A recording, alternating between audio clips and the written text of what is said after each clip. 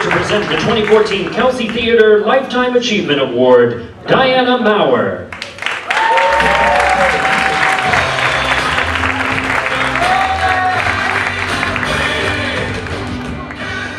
Hi, I have the honor, privilege, and the most proud moment of my life to present my husband, John Maurer, with the Lifetime Achievement Award.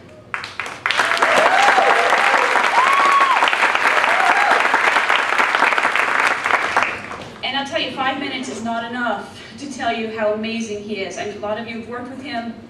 You know what he can do. I've known him for a very long time. I've known what he could do in the past and what he could do in the future. There's just not enough time, so I'm going to stop wasting it. Okay, here we go. John came to Mercer County Community College after graduating from Notre Dame High School and earned his degree in radio and television. John's first foray into the Kelsey Theater happened one afternoon in the early 80s. He was in the hall near the old TV studio, which is now the Black Box Theater, with a group of other students when Kitty Getlick, she was Kitty Peace back then, said, "Hey, any of you know how to run a follow spot?" John said, "I do." So she swooped him up, and he's never left. In fact, he designed and built the set for 'Twas the Night Before Christmas that's still being used today. Since I don't have a whole lot of time, we'll fast forward to 2004, when one day John felt the inexplicable desire to direct a show. Not that he didn't have any experience. For many years, he was a video director, producing educational, entertainment, tourism programs. I said, "There are plenty of other established theater companies. Why don't you just ask around, see if you can direct something?" And he said, "I need complete creative control." Yeah, if you know John, you know that's true. So, and Maurer Productions on Stage was born. Our first show was The Foreigner, something we saw off-Broadway and fell in love with. The 3-level set was massive. It had to be. We needed a trapdoor, and then Kelsey doesn't have one. In fact, someone walked through and said, "That's a pretty big set." And John said, "Well, it has to be." And she said, "You'll get over that." He didn't. I lost my place. Oh my God. At one point, John realized there was no reason to put on a good show if no one knew about it. We needed a marketer. One of the very few things he can't do. So that's when he dragged his brother Dan into the fold. Our next show was a musical, something John was part of in high school and stayed with him. Your Good Man, Charlie Brown opened in January of 2006, as well as John's first foray into puppetry, A Dancing Blanket. He also wanted a starry night sky, but the Kelsey didn't have a star curtain, and we couldn't afford one. So he made one. Using a very inexpensive but strong shade cloth, he painstakingly arranged 1,500 LED lights that he had bought wholesale. Realizing his creation could help other groups, he then made the curtain available to anyone who needed it. And it was used for several productions, and it lasted several years before its homemade nature finally got the better of it, and it had to be taken down. Our next production was Lucky Stiff, which provided an outlet to create even more puppets and hone his skills. He created the caricatures of the actors' heads, which danced around in a black light dream sequence. As we produced more shows, he began to look at the bigger picture and projects that would benefit everyone. For example, during Singing in the Rain, in which, yes, they did make it rain on stage, he realized that having the musical pit backstage limited the actors' movement and created problems for the musicians. To remedy both those issues, he and our master carpenter, Jeff Cantor, spearheaded the building of the pit platform.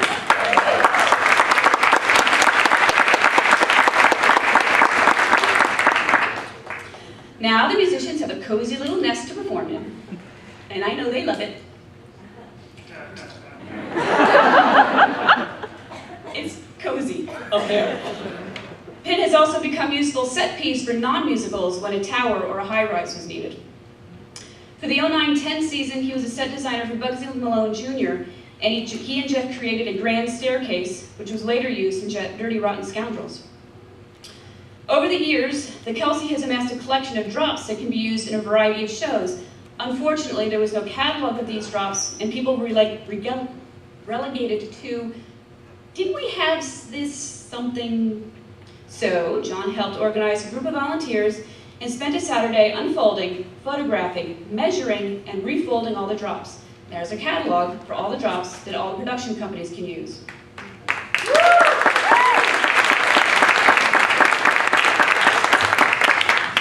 Again, reaching into his past past experiences in the theater. He was Rabbit in Winnie the Pooh, and Pooh in a later production. He directed Winnie the Pooh in 2007. However, not wanting to do the same old production, he decided to take his puppet skills to a whole new level and built 14 puppets and developed a process for teaching the actors how to tell the story with them. The actors are not hiding behind a wall like the Muppets, but were present and unconcealed, yet remained invisible to the storyline. Just like Avenue Q, which John directed last year.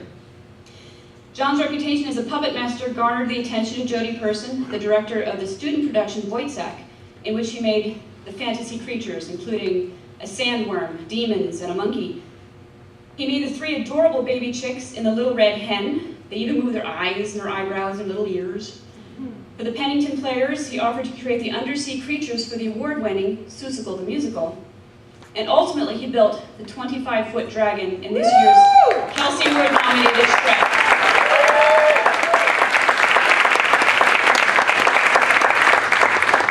With a little help in the end. There I am. Get it in the end. Okay. John spent his formative years learning magic and special effects and used those skills to create a flaming cross and blood transfusion machine from like 40s Dracula, the many ghostly effects in Blythe Spirit, and an appearing electric chair in Godspell. One more bit of magic that Kelsey provided was the 1985 production of Company.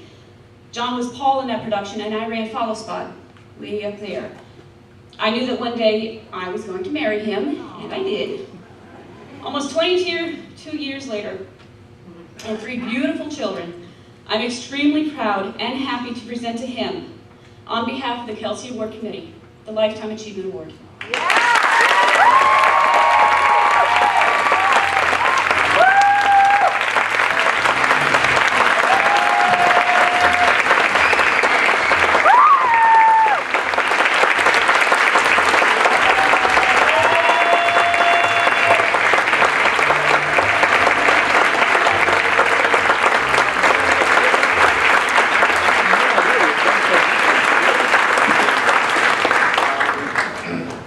Unaccustomed as I am to public speaking, I would like to thank Kitty Peace and the staff of Kelsey Theater for hosting tonight's event, Kairos, and everyone who worked on the Kelsey Awards for, well, organizing this whole thing so that we had a place to come and celebrate. I would also like to thank everyone who voted for tonight. I'm very honored to have this award, but I couldn't have gotten here on my own. I need to thank my parents, my mom and dad, mom, who encouraged me on stage, my lovely wife Diana,